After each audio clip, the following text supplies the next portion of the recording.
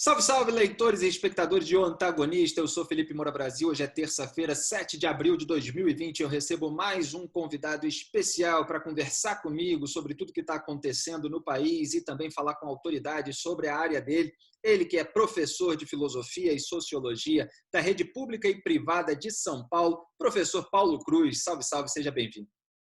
Fala, meu amigo Felipe Moura Brasil, tudo bem? É sempre um prazer, uma honra falar contigo e vamos lá, tem muita coisa para a gente conversar.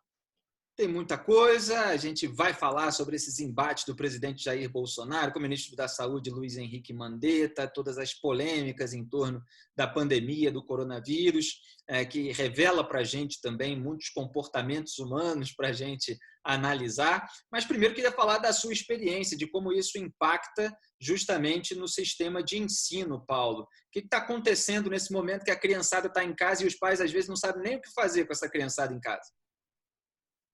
Pois é, então, uma coisa muito curiosa aconteceu, porque foi logo no início do ano, então, quer dizer, eu dou aula numa escola, em duas escolas públicas e uma escola privada, então nós estávamos no primeiro bimestre, então, quer dizer, a escola privada já tinha feito a primeira prova, então a gente estava começando a engrenar o ano letivo e, de repente, tem que parar tudo. Então, quer dizer, no primeiro momento a gente ficou sem saber o que estava acontecendo, o que vai acontecer, o que nós vamos ter que fazer e tal. Então, ficamos assim, mais ou menos uma semana num limbo, sem saber muito bem o que ia acontecer.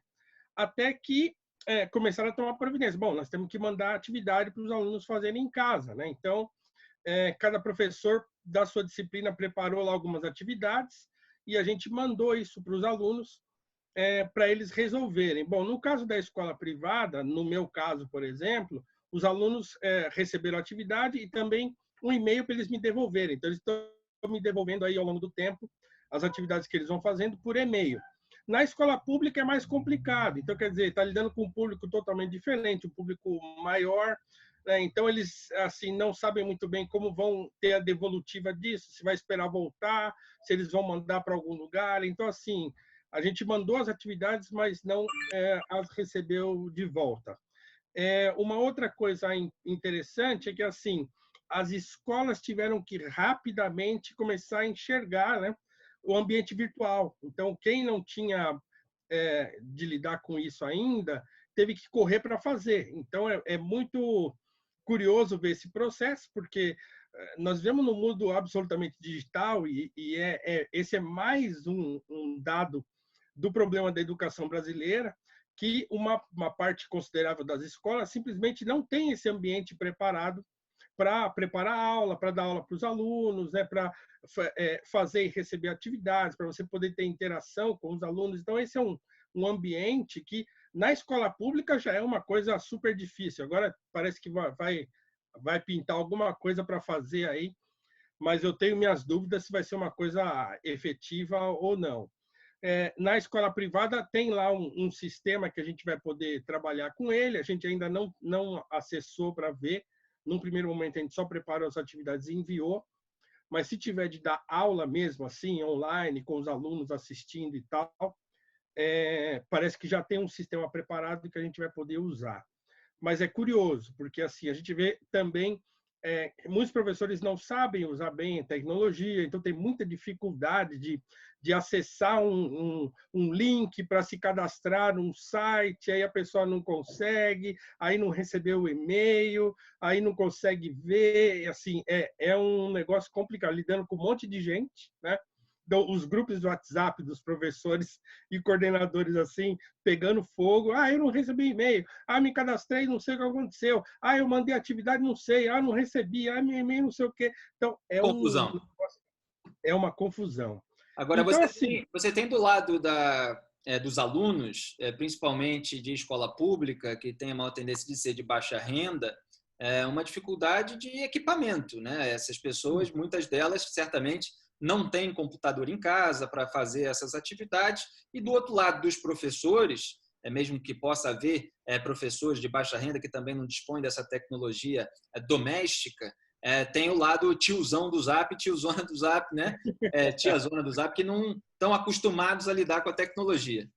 Exatamente. Tem esses dois problemas dos dois lados. Então, quer dizer, tem muitos alunos que não têm. Uma coisa também muito curiosa, e eu tenho percebido isso, é que os alunos que são jovens, né, dessa geração de agora, eles usam muito bem o celular, né, rede social, WhatsApp e tal, mas eles não lidam bem com e-mail, eles não lidam bem com texto, eles não sabem E-mail já fazer é coisa do passado, Paulo Cruz. Exatamente, e-mail é coisa do passado. Então, você recebe um e-mail, assim, não coloca assunto, ou coloca, escreve um monte de coisa no assunto. Então, assim, o artigo, o arquivo feito em RTF. Então, tem umas coisas assim que você vê que essa geração já não sabe mais usar e-mail.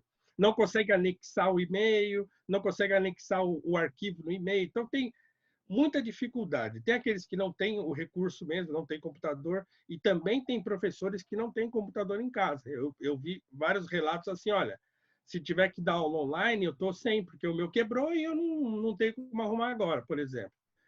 Agora, Então, Paulo, né, essa falta de recurso é um problema grave.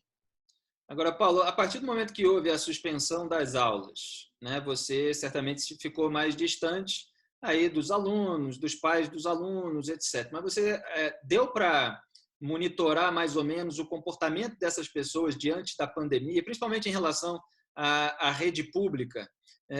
Pais e alunos preocupados, menos preocupados, mais ou menos displicentes em relação às recomendações? O que você tem visto por aí?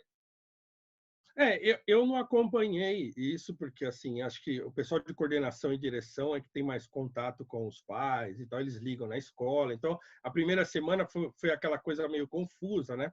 Eles ligaram muito para as escolas para saber o que estava acontecendo, o que ia acontecer e tal. Então, foi uma semana bastante agitada, assim, essa primeira semana que ficou meio sem saber se ia, porque eles anunciaram que iam a recomendação para que os alunos não fossem na próxima semana, numa sexta-feira, no final da tarde, né? Então, passou o final de semana, na segunda ninguém sabia muito bem o que tinha que fazer. Ah, mando o meu filho para a escola, não mando. Eles ficaram meio sem entender o recado. Então, alguns foram, outros ligaram. Então, foi uma semana muito confusa, até que na segunda semana a coisa parou. Aí cessou, eles não foram mais. Na segunda semana ainda os professores foram até as escolas. E aí depois a gente entrou em recesso. E aí preparamos as atividades em casa, mandamos e tal. E agora nós estamos de férias. Então eles adiantaram as férias de julho por 15 dias primeiro, com a possibilidade de prorrogar isso. Mas tem uma coisa curiosa. Eu tenho um amigo, por exemplo, que ele é diretor de uma escola de ensino fundamental aqui no interior de São Paulo, no município aqui do lado, e ele tem feito lives com os pais. Então, ele tem contato com muitos pais, ele usa também o Zoom para fazer encontros com os pais. Inclusive, vou participar de um amanhã. Ele me convidou para bater esse papo com os pais dos alunos dele. Então, ele tem feito isso assim praticamente a semana toda, parece que 3 vezes na semana, se eu não me engano. Segundas, quintas e sextas, sei lá. Sei que são 2 ou 3 vezes na semana que ele se encontra virtualmente com os pais, né? Muitos também de baixa renda, que estão assim meio confusos também, sem saber o que fazer, preocupados e tal. Então ele tem conversado com esses pais semanalmente. Amanhã eu vou participar de um encontro desses com ele. Então é um momento curioso para todo mundo, difícil, né? Assim, é uma coisa interessante que eu estava conversando hoje com uma amiga. É uma coisa simbólica, porque é um inimigo invisível e, ao mesmo tempo, extremamente poderoso. Então, a gente não sabe com o que a gente está lidando, né? Nós estamos diante daquela coisa do medo metafísico, assim. Não tem o bicho, né? Você não enxerga esse inimigo, mas sabe que ele existe porque a gente está vendo acontecendo as mortes, os hospitais e tal. Então, nós estamos tendo que aprender a lidar com isso também, né?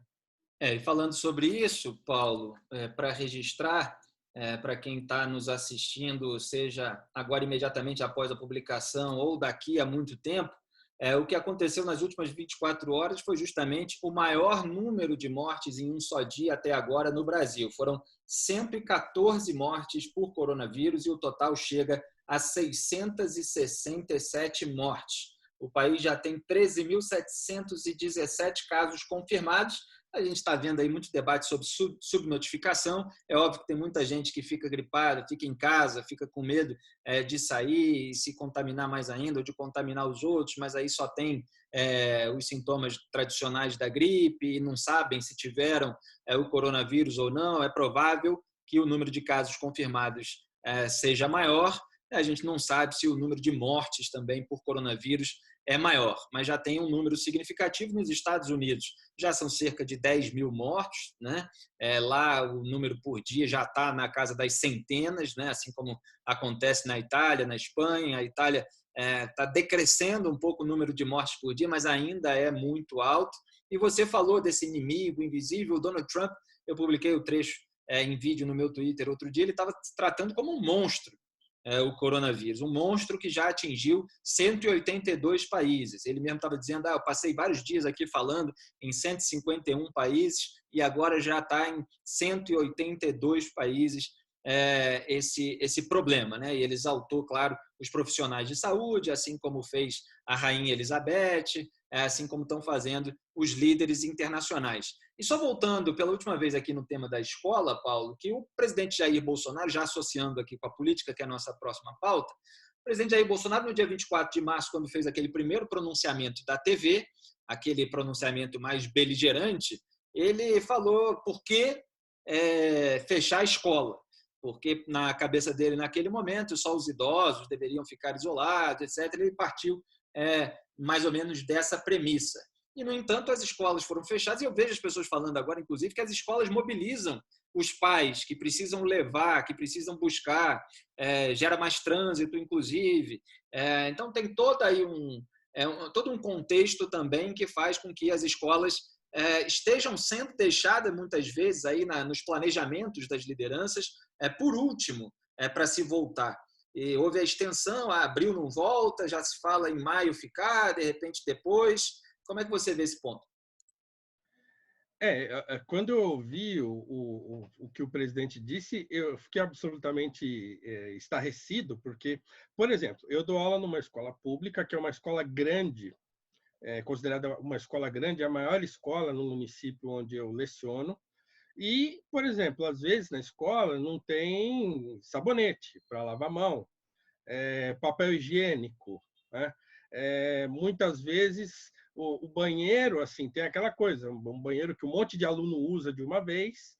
Então, assim, não é uma logística simples lidar com aquele monte de adolescente dentro do ambiente e querer que eles sejam lordeiros, que eles lavem as mãos, que eles se cuidem, que eles tenham álcool em gel. Então, essa coisa dentro do ambiente público não existe, assim. Esse tipo de ordem dentro da escola, numa circunstância normal, já não existe. Então, a escola não é mais, infelizmente, um ambiente de ordem. Então, imagina você submeter os alunos de volta à escola nesse contexto de pandemia, né, nesse contexto de propagação de um vírus bastante perigoso, assim, para quem está no grupo de risco, né? E até temos visto os casos de pessoas que não estão no grupo de risco e que têm também sucumbido a esse vírus. Então, não é fácil de lidar com isso. Então, simplesmente achar que, por conta dos jovens e crianças não estarem no grupo de risco, é absolutamente normal que eles voltem à escola, isso é uma temeridade absurda, né? Porque o ambiente é insalubre.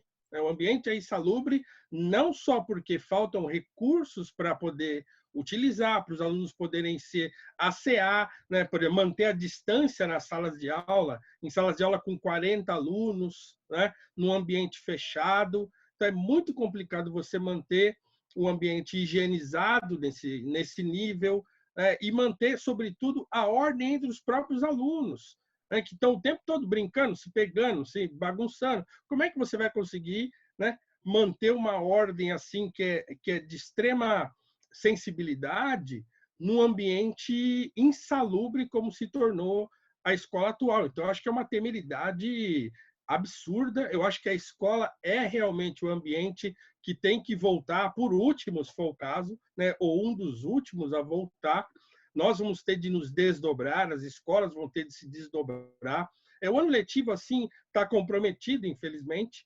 mas nós temos de lidar com essa situação. Então, quer dizer, os alunos efetivamente vão ter que ter algum conteúdo online, né? As escolas vão ter de se preparar para isso, rapidamente, aquelas que não se prepararam, e efetivamente eu sei que eu terei de dar aulas online. Para mim, tudo bem, que eu estou acostumado, eu já gravei curso online, então eu tenho uma certa habilidade já com esse ambiente. Foi muito difícil para mim no começo também, mas agora eu já estou acostumado. Mas muita gente nunca gravou um vídeo, nunca ligou uma câmera e falou para uma câmera, né? Sem ter ninguém por perto. Então, é um tempo de todo mundo ter de se reinventar, né, e de se adaptar às circunstâncias. Mas, realmente, quando o presidente disse o que disse, ele não sabia o que estava dizendo, né, e ele disse porque ele diz coisas que só ele imagina que são normais, mas que não são. E era Jair Carluxo Bolsonaro, né, num discurso ali com o ghostwriter da família, que depois nem estava em Brasília no segundo discurso, um pouco mais ameno, no dia 31, mesmo assim, sem se referir às mortes que já tinham acontecido, sem se solidarizar diretamente com as famílias daqueles que já morreram. Ao falar em perdas, ele falou em perdas com dois verbos no futuro, e não reconhecendo aquilo que já estava acontecendo. Donald Trump, num discurso nessa semana, também compartilhei lá no meu Twitter, reconhece as mortes que já se deram, pede oração às famílias, que Deus as conforte, etc. O discurso da Rainha Elizabeth também é no tom de preocupação, de compaixão, de caridade, de solidariedade, de união do povo contra esse inimigo invisível. E aqui a gente tem visto ainda muitas dessas discussões. E você estava falando das crianças, eu estava aqui realmente imaginando, como as crianças também têm muita dificuldade de obedecer e de contrariar aqueles hábitos naturais, porque para nós adultos muitas vezes já é complicado. Às vezes você vê a força que você está fazendo para ficar até 2 metros longe das outras pessoas, porque não é o natural você ter esse tipo de preocupação no dia a dia, que dirá para uma criança, para um adolescente. Mas falando no playground, Paulo Cruz, a gente pega aqui esse gancho para falar mais incisivamente sobre o bolsonarismo, sobre o governo, a relação do presidente e da sua família com os ministros daquela que é considerada a ala técnica, né, da esplanada dos ministérios. Ontem eu escrevi no Twitter o seguinte: deixar no ar a possível demissão de Luiz Henrique Mandetta, seja para testar a opinião pública, seja para desmentir os jornais que se precipitam em cravar, né, que ele foi demitido, só reforça a popularidade do ministro da Saúde nesse momento de pandemia e o isolamento de Jair Bolsonaro fora do seu gueto virtual. Eu escrevi isso antes, evidentemente, do presidente ser dissuadido, como foi, por militares, pelo Congresso, pelo STF, pela pressão de jornalistas responsáveis e pelos demais cidadãos que se manifestaram nas redes sociais a manter o Mandetta na pasta contra a sua vontade. Porque foi isso que aconteceu e parece até que a gota d'água foi o Mandetta ter entrado na live da dupla sertaneja Jorge Mateus. Aí eu tive que debochar no Twitter, porque parece que o ministro não pode falar com o povo sem autorização do dono do povo, né? O dono entre aspas. Ele fica ali enciumado que as pessoas se dirijam diretamente ao povo de uma forma a ganhar popularidade. Ele que frequenta os estádios de futebol, gosta ali de jogar para a galera, fica muito incomodado, pelo que eu tenho visto, Paulo, com o protagonismo alheio. E é nesse momento em que ele não tem as qualificações, o conhecimento especializado necessário para lidar com tanto volume de informação sobre algo até certo ponto desconhecido ainda.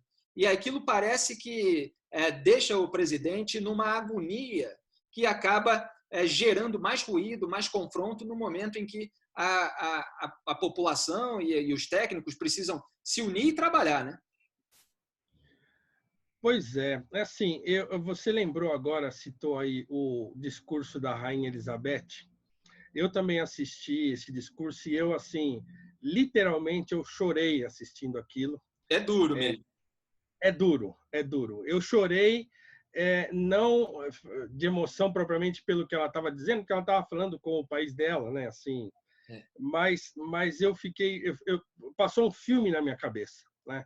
Eu até fiz um tweet assim, falei, ó, nós miramos numa coisa e acertamos em outra, né? Então, quer dizer, há 2 anos atrás, nós estávamos falando em conservadorismo, estávamos lendo Roger Scruton, estávamos falando em Edmund Burke, estava todo mundo trocando esse tipo de ideia, né, da mudança cultural na qual o Brasil precisa passar, né, o investimento em que professores, intelectuais, formadores de opinião, jornalistas, né, a função que essas pessoas têm nesse tipo de transformação que é urgente no Brasil, assim, de remoldar a nossa cultura, de remoldar o modo como a gente se enxerga, o modo como a gente enxerga o nosso próximo, o outro, o nosso, entre aspas, inimigo. Então, tudo isso é uma coisa cultural, isso não está na política, né?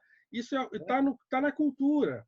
Então, a gente vinha conversando sobre isso há 2 anos atrás, até que, de repente, nós somos atropelados por um tornado de lixo, assim, né? Um tornado das piores expressões daquilo que a gente chamava de conservadorismo há 2 anos atrás. Então, eu vendo esse discurso da Rainha Elizabeth, eu fiquei muito triste mesmo, assim, fiquei meio abalado com isso, de ver por que a gente mirou uma coisa e acertou outra, né? Então, eu fiquei realmente muito triste. Agora, eu detesto esse tipo de discussão da política, eu tenho procurado fugir dessa discussão há bastante tempo, então, quer dizer, para os meus artigos da Gazeta, eu vou escrevendo sobre tudo quanto é assunto para tentar fugir de ter que falar de política, porque realmente é um assunto muito desgastante nesse momento que a gente está vivendo, principalmente que a gente assim, acuado, digamos assim, por um tipo de ataque de militância muito feroz e aguerrido, mais feroz e aguerrido do que aqueles que a gente sofria dos petistas antigamente, né, há 2 anos e pouco atrás. Então, é Exatamente. muito... Aliás, eu entrevistei o Danilo Gentili ontem, entrevistei não, né? A gente conversou a respeito disso, inclusive, e ele tem esse mesmo ponto de vista seu, né? Como a militância bolsonarista agravou o nós contra eles do PT e é muito mais furiosa nas redes sociais. A gente sabe disso. Porque eles também aprenderam a técnica, né? Então, a técnica de ataque em rede social, principalmente no Twitter, assim, é uma coisa nova. Então, isso chegou junto com esse novo governo. Então, eles se apropriaram dessa tecnologia. Então, eles têm muita habilidade em lidar com isso, em fazer esses ataques em massa, esses ataques assim que são orgânicos, alguns são coordenados. Então, eles têm muita habilidade em lidar com isso. Então, realmente é muito desgastante. Eu perdi mais de 2.000 seguidores assim nas últimas 3 semanas. Eu bloqueei centenas de pessoas no Twitter, porque isso me enche a paciência. Então, eu não estou mais dando palco, batendo pau para maluco, eu vou bloqueando e não estou nem aí. Então, assim, eu resolvi sair da trincheira naquele dia do Corona Fest, né, do Corona Party, que o presidente resolve sair à rua no final de semana do alarme geral, né, para cumprimentar os seus correligionários. Aquilo ali pareceu para mim ultrapassar todos os limites aceitáveis da virtude cívica. Então, aquilo para mim foi assim, agora ele está num ponto sem retorno, né? Eu já tinha achado um absurdo, por exemplo, ele não transmitir nenhum tipo de condolência formal à morte de um dos seus principais ministros, que tinha virado seu inimigo, né, que era o Gustavo Bebiano. Emitisse uma nota simples, né, formal, porque a presidência da República é uma instituição, né, ele personalizou a presidência da República e ele acha que ele é o cargo, né? Então, não tem nada a ver com ele se solidarizar pessoalmente com a morte de uma pessoa, mas a instituição presidência da República reconhece aquela figura como uma figura pública que foi importante para o seu governo num determinado momento. Aquilo, para mim, já tinha parecido um total desrespeito ao cargo que ele ocupa. Quando eu vejo saindo à rua, no domingo, naquela... 15 de março, né, que eu chamei de Coronapalooza. Coronapalooza, exatamente. Aquilo lá que eu não consigo nem descrever o tamanho da excrescência que foi aquele troço. Então, aquilo, para mim, foi o ponto de não retorno. Então, o que eu fiz? Escrevi um artigo, né, onde eu resgatei todos os textos, ou a maioria dos textos que eu escrevi, né, desde um ano antes, quase, da eleição, no qual eu já vinha dizendo, olha, esse caminho, essa porta que a gente abriu, né, talvez a gente depois não consiga fechar. Então, eu fiz vários alertas, eu resgatei isso num artigo que ficou longo, porque eu fui resgatando tudo, dizendo, olha, né, não é bem um eu falei, mas sobretudo para mostrar para as pessoas que eu nunca fui isentão, por exemplo, né? Eu sempre disse o que eu quis dizer, eu sempre disse o que eu pensava, eu nunca fui entusiasta desse governo, apesar de sempre ter defendido a existência de alguém como o Jair Bolsonaro na política. Eu sempre achei que ele era um político legítimo, né? E muita gente confunde, né, Paulo? Você defender a existência de várias categorias, vários tipos de direita na arena política, assim como existem vários tipos de esquerda, com um apoio deliberado a um grupo político, né, que é exatamente aquilo que você não fez.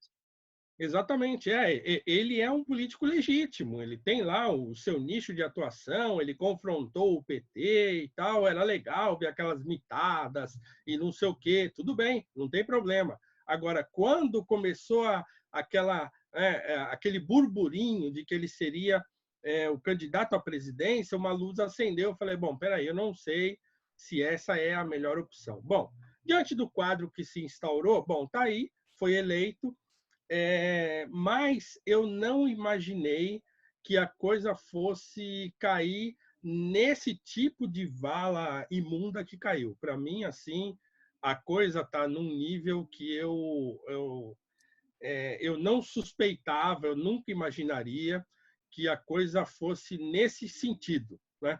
As pessoas podem achar exagero da minha parte, o que eu estou dizendo aqui, mas o que eu estou dizendo aqui é o que eu estou vendo, né?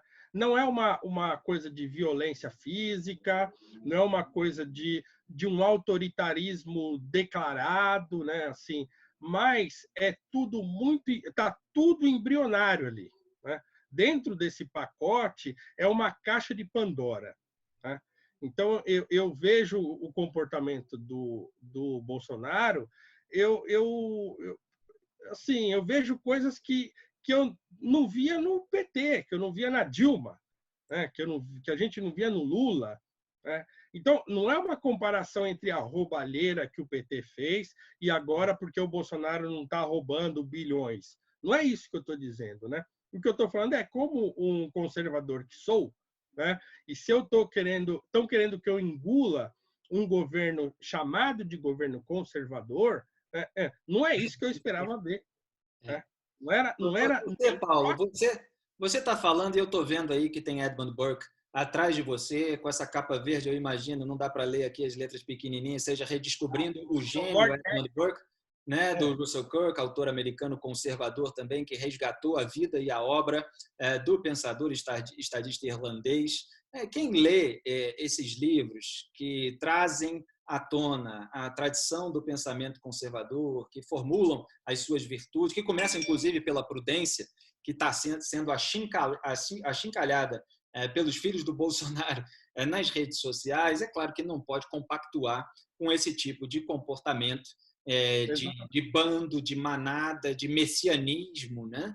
E muita gente, quando a gente fala, não entende, né?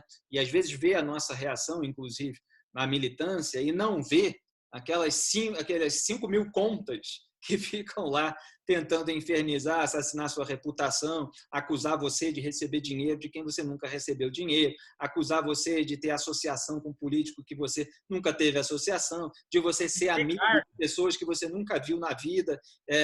São barbaridades, assim, e eles fazem um monte de investidas nesse sentido. Então, algumas pessoas inocentes, úteis, né, eles ficam sem a proporção que a gente tem por ser alvo e por ter certa influência no debate e incomodar muito justamente por não ser, né, o que eu estava falando ontem com o Danilo, alguém da esquerda, né? Nós não passamos pano para a roubalheira petista, nós combatemos isso, e agora eles querem tentar passar para a população mais inocente que foram eles que fizeram tudo isso sozinhos, entende?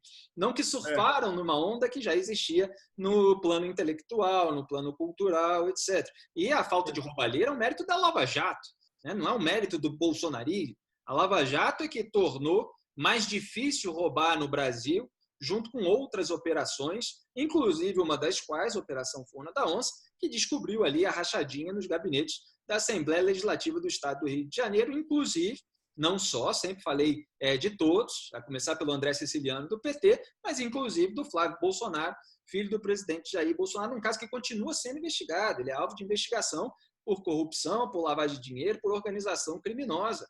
E a investigação está andando. Agora está um tempo de pandemia, a justiça pode andar até mais lenta do que o habitual, mas a investigação está andando ao contrário da vontade deles, que tentaram empacá-la de todas as formas. E ontem, até para amarrar esse assunto, Paulo, quando ainda estava em suspensão uma possível demissão do Mandetta, eu falei que seria interessante, por exemplo, se o Sérgio Moro e o Paulo Guedes fizessem chegar ao Jair Bolsonaro a mensagem de que, olha, se demitir o Mandetta, eles se demitem também, né? E poderiam, quem sabe, até sugerir. Então, dá logo aí a pasta da Justiça para o Fabrício Queiroz, né? Dá a economia ali para os parceiros do Adriano da Nóbrega, miliciano, porque aí já é a esculhambação. O cara está lá seguindo o padrão internacional adotado nos Estados Unidos, não é tão parceiro do Donald Trump, não admirava o conservadorismo inglês, né? Então, o Boris Johnson está lá pedindo para as pessoas ficarem em casa, contraiu a Covid-19 e ontem foi parar na UTI, Unidade de Terapia Intensiva, e nós estamos aqui preocupados com essa liderança tão importante nesse momento do Reino Unido.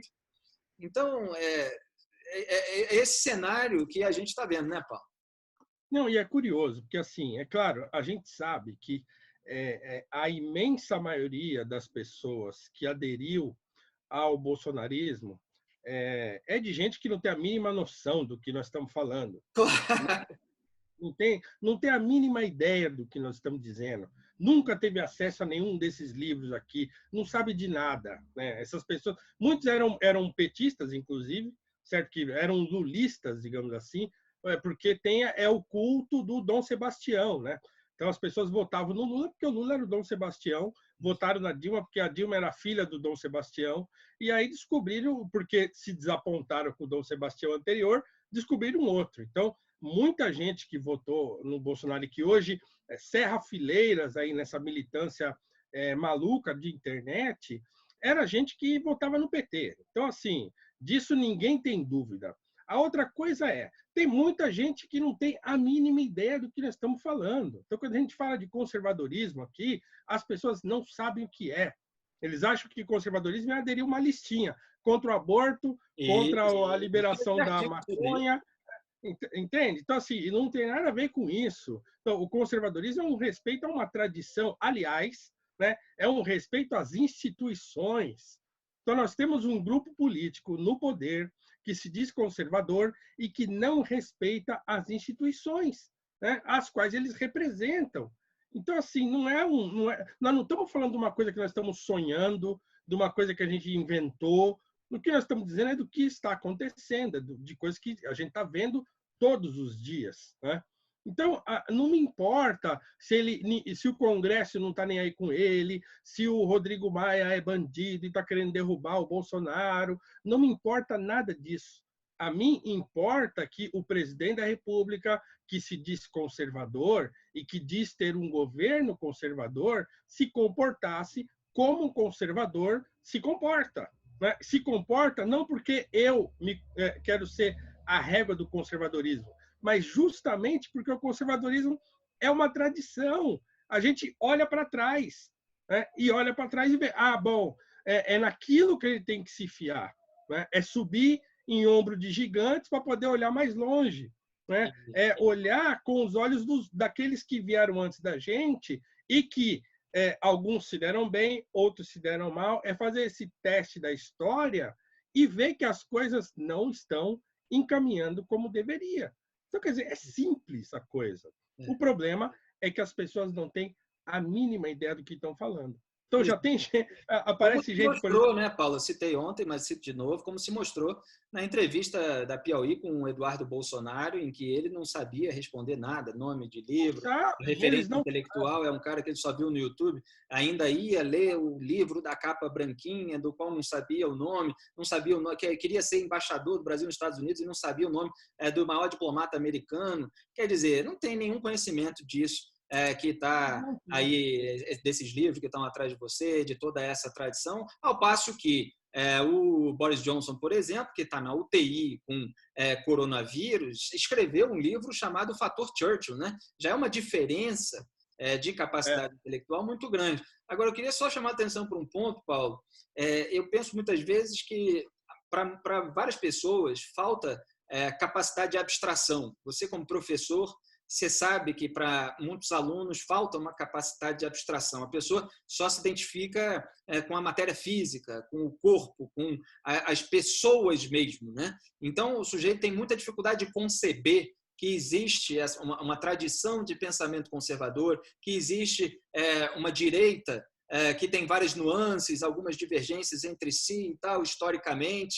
Então, o sujeito, se ele quer fazer parte da direita e o Bolsonaro e a sua família estão dizendo que eles são de direita e eles estão lá na arena política, o sujeito se sente numa obrigação incondicional de apoiar aquilo, porque ele vê aquilo como sendo a encarnação da direita. E, às vezes, pior, mais distorcidamente, porque a encarnação da direita pode até ser, né? Mas mais distorcidamente do conservadorismo, né? Que é um tipo específico de pensamento tradicional, de temperamento, inclusive, para usar uma palavra mais do Roger Scruton. Então, essas pessoas se identificam só com a personalidade. E aí vira esse culto à personalidade e esse apoio incondicional com o ódio irracional a todos aqueles que, de alguma forma, se opõem ou são obstáculos àquele projeto político, àquele projeto de poder. Tá tocando meu celular aqui, mas eu tirei. Então, a pessoa não admite, por exemplo, se ela ficou com ódio da cobertura da imprensa em 2018, que a gente sabe que teve um monte de exageros, um monte de esquerdismos e tal, que eu apontava, ela não pode admitir que qualquer jornalista, em determinado momento, esteja certo sobre uma atitude errada do presidente. Quer dizer, não analisa as coisas de acordo com a situação específica, de acordo com os acontecimentos e com o comportamento correspondente. Ela analisa da forma tribal. Então, é o tribalismo político-ideológico. Tem que defender o bolsonarismo para essas pessoas, mesmo que cometa erros, mesmo que incorra em imoralidade, mesmo que incorra naqueles comportamentos iguais aos dos petistas que tanto eram repudiados no passado. Então, e você tem que odiar o resto, quer dizer, não se perde completamente o exercício da inteligência sobre cada situação específica. Sim, sim. Assim, eu estou vendo que, falando de livros, acho que aí na tua estante tem o Política da Prudência do Tem, está aqui atrás em cima. Do Russell Kirk. Então, quer dizer, esse é um livro seminal, né? Fundamental. Agora, a maioria, só para deixar claro, né? A minha biblioteca está lá no Rio de Janeiro, aqui em São Paulo eu tenho muito menos livros, eu vou para o Rio e fico trazendo alguns, levando e tal. Aqui, ó, o quadro com a minha praia lá, carioca, para eu ter um pouquinho de praia aqui em São Paulo. Ó. Então, e assim, o Russell Kirk, ele recupera um conceito lá que ele pega do... como é que é o nome dele? Bom, eu não vou lembrar o nome dele, mas... do Edmund Burke, perdão. Então, que ele recupera do Edmund Burke e desenvolve muito bem, que é o conceito de imaginação moral, né? Então, na Reflexões sobre a Revolução na França, o Burke levanta essa... ele fala en passant sobre esse termo, imaginação moral, e o Russell Kirk vai, então, desenvolver esse como um conceito, né? Então, o que nós temos, e eu tenho dito isso sempre e sempre, já há bastante tempo, é um problema de imaginação moral. Então, eu vejo isso, por exemplo, com os meus alunos na escola. Então, quando eu falo para eles assim, me fala aí um tipo de modelo político que você acha que é adequado. Ele não tem a mínima noção, ele não sabe nem o que eu estou falando. Ele não tem capacidade de puxar da memória ou de imaginar uma situação que eu estou pedindo para ele descrever. Então, quer dizer, ele não tem esse tipo de abstração imaginativa que é fundamental na formação do intelecto humano. Então, a imaginação moral é aquele modo de organizar a nossa inteligência. Como diz o C.S. Lewis, a imaginação é o órgão do sentido. Você consegue dar sentido às coisas quando você tem capacidade de abstrair imaginativamente.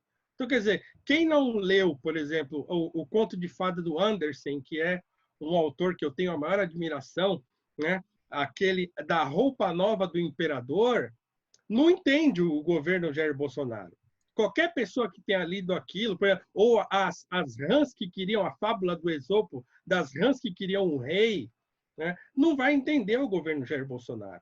Então, é uma capacidade imaginativa que o brasileiro já tem muita dificuldade de possuir, porque nós somos criados numa espécie de realismo cínico, né, que não nos ajuda em nada, e também naquela cultura do faz de conta, do jeitinho, Jeitinho. daquela Muito falta de isso, né? compromisso. Uma imoralidade atávica em Isso, determinados segmentos, né? Que resultou nessa expressão jeitinho, que muitas vezes é usada até no sentido positivo, da capacidade de improviso, mas aqui a gente está exatamente. falando do lado ruim mesmo, né? Daquela, Exatamente. de uma certa imoralidade inerente, de uma falta de formação moral que muita gente, principalmente aquelas pessoas mais ambiciosas, que querem ter poder, que querem ter dinheiro, acabam incorrendo para chegar lá. Então, elas vão atropelando quem quer que seja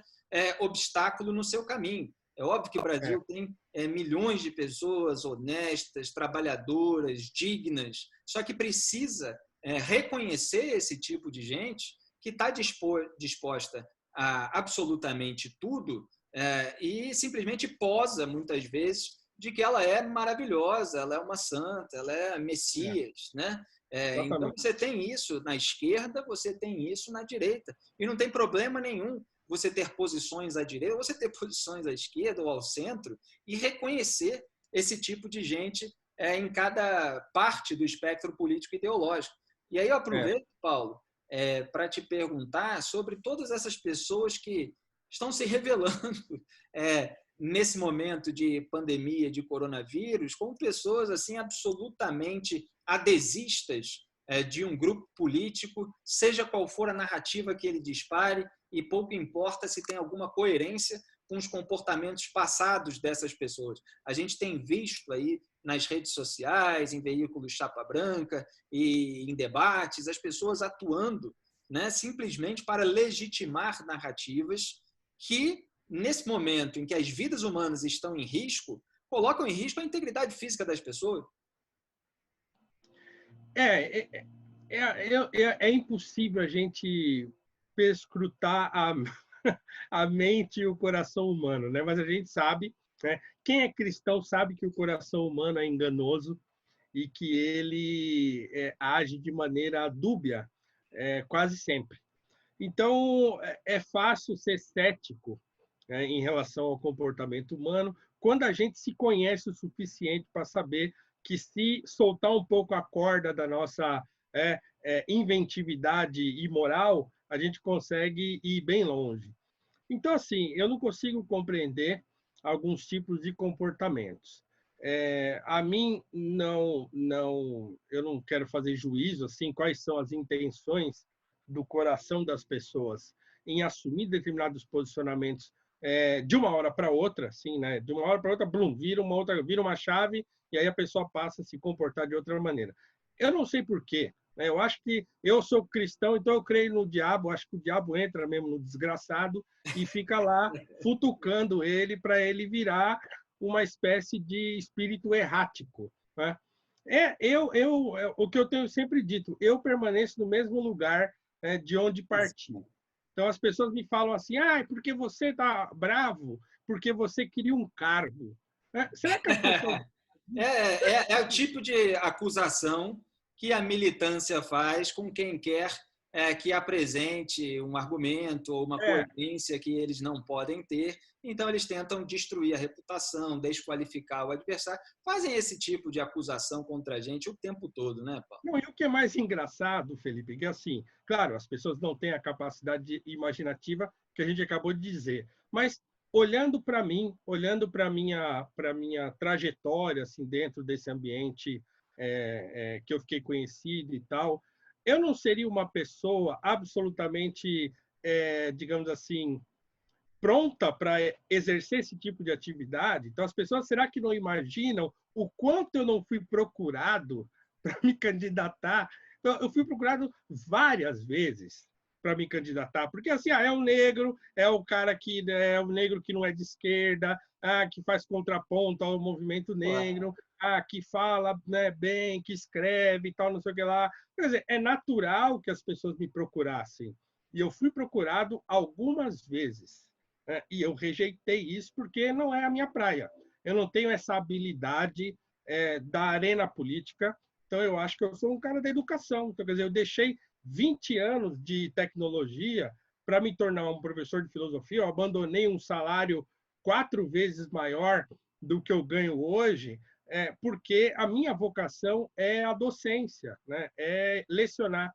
Então, a política não me atrai, a política partidária não me atrai. Uma vez eu falei para dessas pessoas que me procurou, eu falei o seguinte: olha, eu só aceitaria se eu tivesse precisando muito de dinheiro.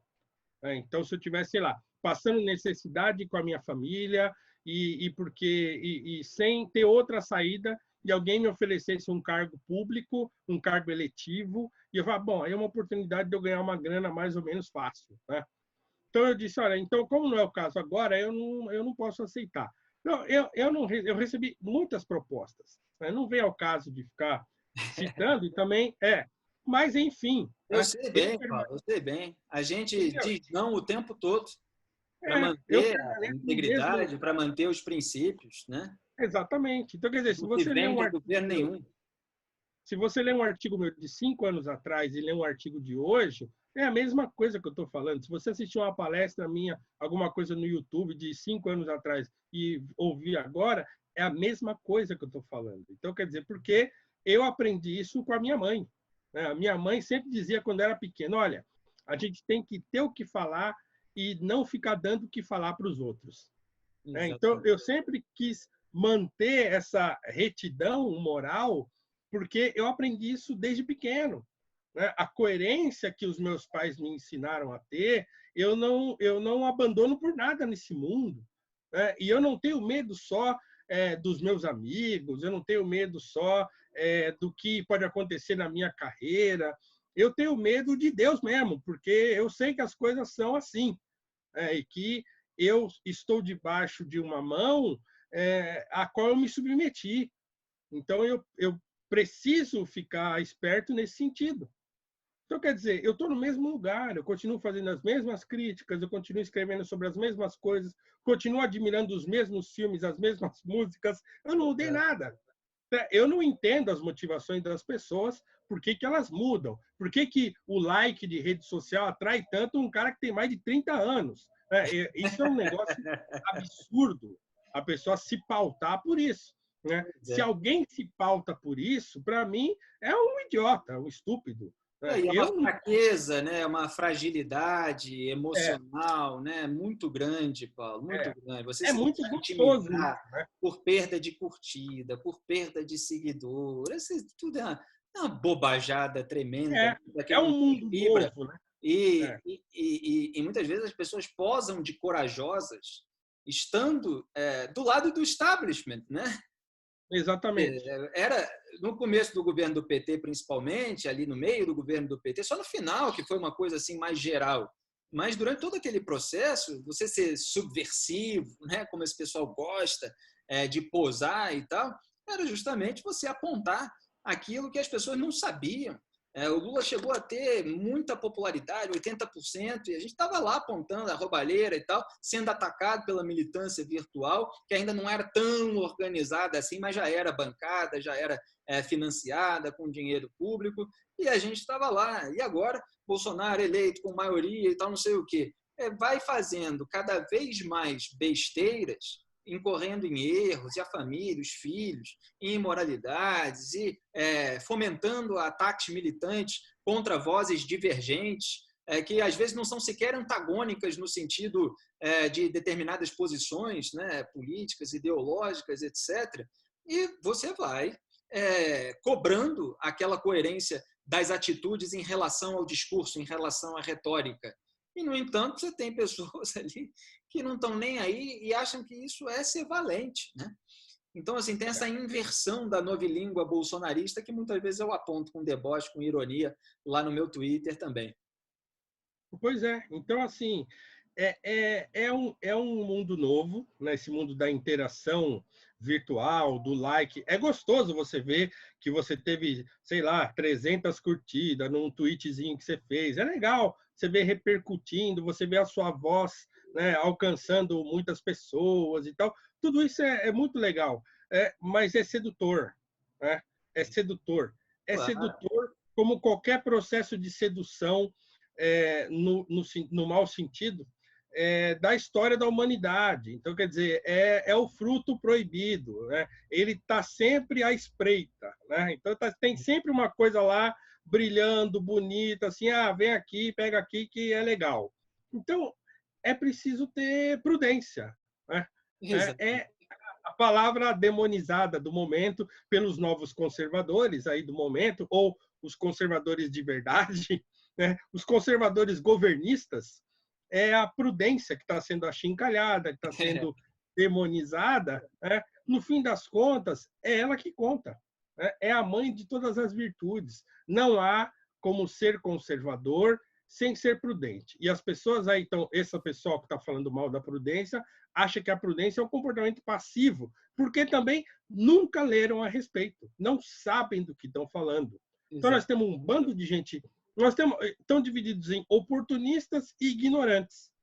Então, nós temos muita gente oportunista, gente que leu, gente lida, né, que é oportunista, e nós temos gente não lida, ignorante e que também age por puro mimetismo.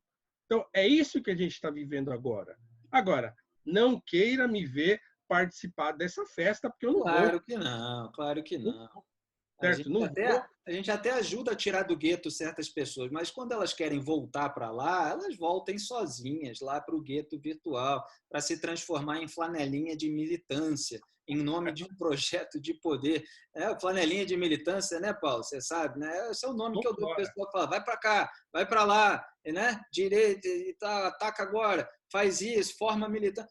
Não dá, né? Não dá para você compactuar com esse tipo de atitude. Isso E a alma não está à venda. Principalmente para pessoas mais esclarecidas, que tiveram acesso aí ao conhecimento, à tradição e acham que estão fazendo uma grande revolução, levando o bolsonarismo cada vez mais de volta para o gueto, né? Quando, na verdade, podia aí estabelecer pontos e tal com sensatez, não é se render à esquerda, não é nada disso. É simplesmente você ter a capacidade de ser sensato, de dialogar com aquilo que é necessário dentro de uma democracia, com as instituições e tal, sem deixar que prevaleça aqueles males tradicionais do nosso histórico recente na política brasileira, né? E a gente viu, inclusive, o próprio Bolsonaro compactuando com certas medidas que eu já apontei, a criação da figura do juiz de garantias, restrição à prisão preventiva, restrição à delação premiada, tudo isso que o PT queria, várias pessoas ali, lideranças do governo que eram do Centrão. Aí você faz qualquer crítica ao Bolsonaro, te acusam de ser do Centrão, te acusam de ser do adversário dele, quando ele está lá com líderes do governo no Congresso que são do Centrão, né? Quando ele está lá sancionando medidas aprovadas pelo PT, quando ele está lá sancionando o fundão eleitoral de 2 bilhões de reais, que agora o Senado está tentando usar contra a Covid-19, porque a Câmara já não conseguiu, porque o Rodrigo Maia não botou.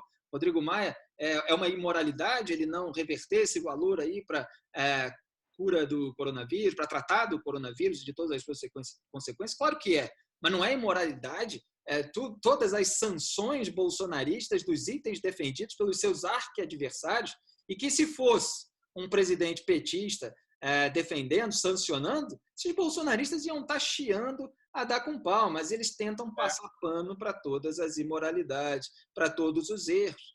E isso eles não veem a gente fazendo em relação aos adversários que eles colocam aí como os rivais do Bolsonaro em 2022 e que eles tentam, obviamente, acertar de todas as formas, né, Paulo? Mas, por exemplo, quando as pessoas vêm com aquela conversa assim, mas é o único governo de direita, mas é a única oportunidade. Para começar, eu nunca depositei a minha esperança em governo algum. Eu nunca achei, nunca passou pela minha cabeça. Ninguém vai encontrar nenhum texto meu, nenhuma entrevista minha, ninguém vai encontrar nada nunca eu dizendo que um governo conservador seria mais legal. Então, primeiro, porque eu não deposito a minha esperança em governo algum, porque eu acho que o problema não é esse, né? O governo é uma extensão do seu povo. Se o povo é doente, o governo também o será. Se o povo é saudável, o governo também o será. Isso faz parte da tradição conservadora também. É acreditar que o líder nasce da sociedade, né, de acordo com a saúde da própria sociedade. Isso a história da humanidade já nos mostra. Então, não é um negócio que a gente está inventando agora. Então, eu nunca depositei a minha esperança num governo, seja lá qual for, porque eu sei que a alma do país está doente. O Brasil está... A alma do país está doente. Não há como produzir um bom governante com um país adoecido. Então, a minha função como professor é tentar tratar da doença do país, da doença cultural do país. Exato. Quem lê os meus artigos vê que esse é o assunto da minha predileção, é o assunto no qual eu deposito os meus esforços, porque Exatamente. Eu acho que o problema está aí.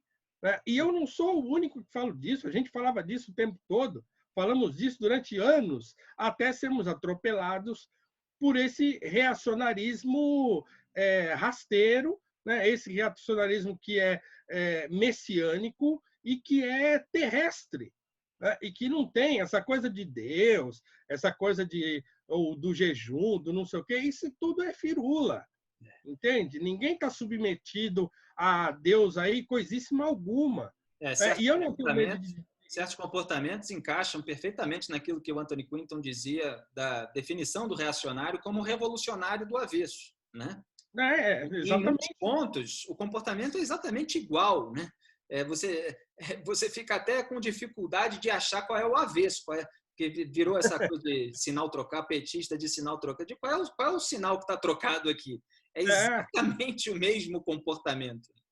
Eu não tenho nenhum receio de dizer isso, Felipe, de que quando se trata das coisas de Deus, o negócio é sério, entende? Eu posso me orgulhar, assim, de certo modo, de ser uma pessoa que gosta de ler a Bíblia, de que tem muito contato com o texto bíblico e gosto disso. Eu sou protestante e tal.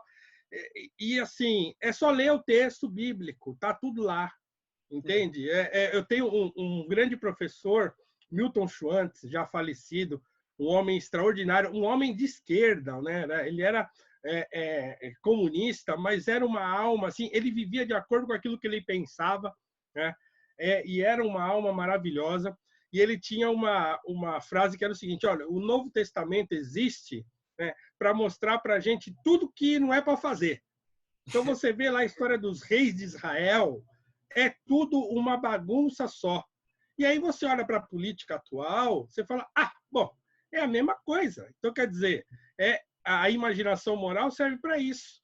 Então, eu resgato da minha imaginação uma situação que eu não vivi, por exemplo, dos reis de Israel, mas eu sei pelo texto que li, né, pelo contexto histórico daquela época, que hoje as coisas continuam se repetindo. Os reis continuam se assoberbando do poder, né? Os governantes continuam vendo a si próprios como messias, como salvadores. Entende? Então, é um comportamento fáustico, é um comportamento luciferino esse. É fácil de descobrir isso lendo Platão, lendo o texto bíblico, lendo o conto de fada. Entende? Agora, essas pessoas estão presas numa espécie de labirinto do qual elas teimam em não sair. Agora, é lógico, estão enfeitiçadas. A política é um feitiço mesmo. Então, quer dizer, vamos esperar isso acabar, né? você tocou num ponto aí, né, de que o seu embate é cultural, né, a sua missão aí é por meio da educação. E eu dei uma tuitada a respeito disso ainda no ano de 2018, porque conforme cresciam ali as chances do Bolsonaro, muita gente que acompanhava o meu trabalho há muito tempo, por eu sempre ter tido posições mais conservadoras e associava nesse rocambole da direita a posições bolsonaristas, tentava me empurrar para entrar ali na equipe do governo de alguma forma, nas redes sociais, né? Felipe, por que você não é não sei o quê e tal, não sei. E eu escrevi ainda, né, 2018 isso, né, que nada daquilo me interessava, né, que a minha luta era pelo saneamento do ambiente cultural. E até dei uma ironizada naquela militância que já na eleição estava mais agressiva, no sentido de que encontraram na eleição de um candidato o sentido da sua própria vida, sabe? Naquele momento eu já estava descrevendo aquilo que viria, né, de uma maneira cada vez mais radicalizada e mostrando que eu não tinha interesse nenhum com aquilo, né? Então você tem os registros das suas posições e mesmo assim eles ficam inventando essa mentirada sobre coisas que você queria e umas coisas assim terrivelmente pequenas, né, que não tem nem cabimento, né? Uma pessoa com o trabalho que a gente tem e tal querer entrar numa sujeirada daquela, né? Mas faz parte desse tipo de recurso de tentar sempre desqualificar as pessoas, destruir a reputação, inventando todas essas mentiras que tiozão e tiazona de Zap às vezes caem, mas cabe às pessoas de bem mostrar que não é absolutamente nada disso. Paulo, a gente precisa encerrar, porque a conversa é muito boa com você, já se estendeu muito, então fala aí suas considerações finais. Bom, é isso. É o seguinte, quando as pessoas perguntam se eu estou contra o Bolsonaro, eu digo não, o Bolsonaro... Essa pergunta é comum também. Não é eu que estou contra o Bolsonaro, não. Ele está contra mim. Então, é só ver a minha trajetória e ver a trajetória dele e ver quem está contra quem. É fácil medir isso aí, é só ver o histórico de cada pessoa. Então, é isso. Infelizmente, nós estamos num período bastante triste da história do nosso país, não só por causa dessa doença, desse vírus, mas também porque nós temos na nossa política as pessoas que deveriam ser responsáveis por tranquilizar a população. E aqui eu estou falando de todo mundo, né? Estou falando só do Bolsonaro, estou falando de todos eles que resolveram brigar politicamente também no meio dessa pandemia e brincar com a população do povo. É os governadores, é presidente, é todo mundo. Então, e o povo é refém desse tipo de expediente baixo, desse expediente caótico, né, e nocivo que se tornou a política brasileira. Então, é uma tristeza muito grande. Eu espero realmente em Deus que as coisas melhorem, que as coisas fluam. Eu espero que o presidente caia em si. Eu espero que a nação se cure desse mal que nos assola há tanto tempo.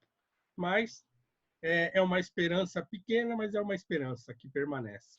Essa pergunta, só para concluir, Paulo, que fazem para você está contra o presidente, é muito característica de algumas pessoas, que não são a maioria, mas a gente recebe esse tipo de coisa, que elas só conseguem enxergar o pensamento, a mentalidade, o comportamento tribal, né?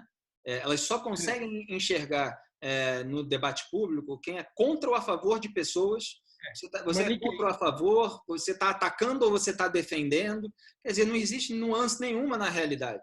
Você não pode criticar aquele comportamento específico que a pessoa diz, não, você está contra. Entendeu? É como se fosse uma briga de cachorros, uma briga de animais e tal, cada um ali está defendendo a sua cria. É uma incapacidade de enxergar além disso. Então, a pessoa se fecha num grupo, eu sou isso, aí ele é aquilo, então tem que lutar contra o outro, independentemente de quem está certo e quem está errado. É briga de rua, briga de tribo. Né? Eu falo assim, se o Lula disser que 2 mais 2 igual a 4, eu vou dizer que ele está errado nesse ponto. Ele é corrupto, lavador de dinheiro, ex-presidiário, o governo do PT financiou ditaduras, aparelhou o Estado, saqueou estatais, etc., promoveu isso e tal, mas 2 mais 2 é igual a 4.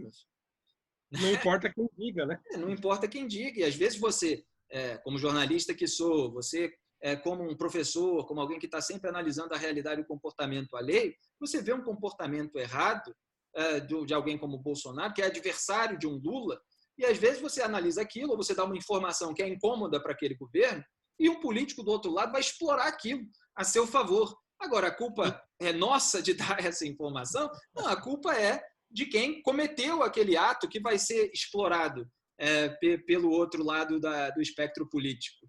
Mas no mundo da militância, não. No mundo da militância, você tem que encobrir, tem que passar pano e tal. Então, é isso que esse pessoal faz, é isso que eles pregam e é isso que eles gostariam que a gente fizesse. Mas a gente não vai fazer porque a gente está sempre combatendo mentira, combatendo imoralidade, combatendo irresponsabilidade com vidas humanas, combatendo corrupção. Né? A corrupção tem de ser combatida sim. E outros males precisam ser combatidos. A corrupção, felizmente, a Lava Jato tornou difícil que ela aconteça. E foi a Lava Jato que fez isso e outras operações. Né? Porque muita gente também quer roubar os méritos dessas operações para mostrar que elas é que são as responsáveis. Né? Quem diria, se não fosse a Operação Furna da Onça, que um Fabrício Queiroz não poderia estar no governo? Quem é que pode garantir isso? Né? Então, é preciso enxergar a realidade como ela é, doa quem doer, e vamos continuar fazendo isso. Paulo Cruz, senhoras e senhores. É isso aí. Obrigado, viu, Felipe? Pô, é sempre um prazer, sempre muito bom. Né? Vamos falar mais vezes. Prazer enorme. Grande abraço.